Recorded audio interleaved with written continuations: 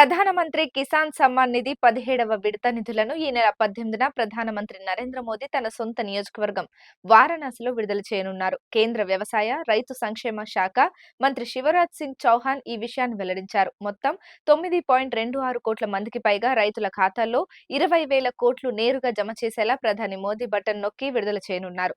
అలాగే 30,000 మంది స్వయం సహాయక బృందాలకు కృషి సఖి పేరుతో సర్టిఫికెట్లను అందజేయనున్నారు. కేంద్ర వ్యవసాయ శాఖ నిర్వహిస్తున్న ఈ కార్యక్రమంలో ఆ శాఖ మంత్రి శివరాజ్ సింగ్ చౌహాన్ తో పాటు ఉత్తరప్రదేశ్ ముఖ్యమంత్రి యోగి ఆదిత్యనాథ్ పాల్గొన్నారు.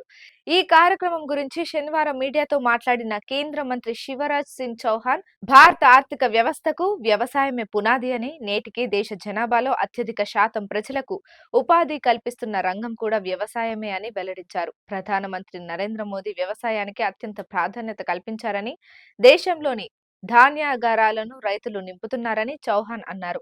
2019 ఫిబ్రవరిలో ప్రారంభించిన కిసాన్ సమ్మాన్ నిధి పథకం ద్వారా ఇప్పటి వరకు 11 కోట్ల మంది రైతులకు 2.04 లక్షల కోట్లు అందాయని, 17వ విడత విడుదల చేస్తే మొత్తంతో కలిపి 3.24 లక్షల కోట్లు అవుతుందని వెల్లడించారు.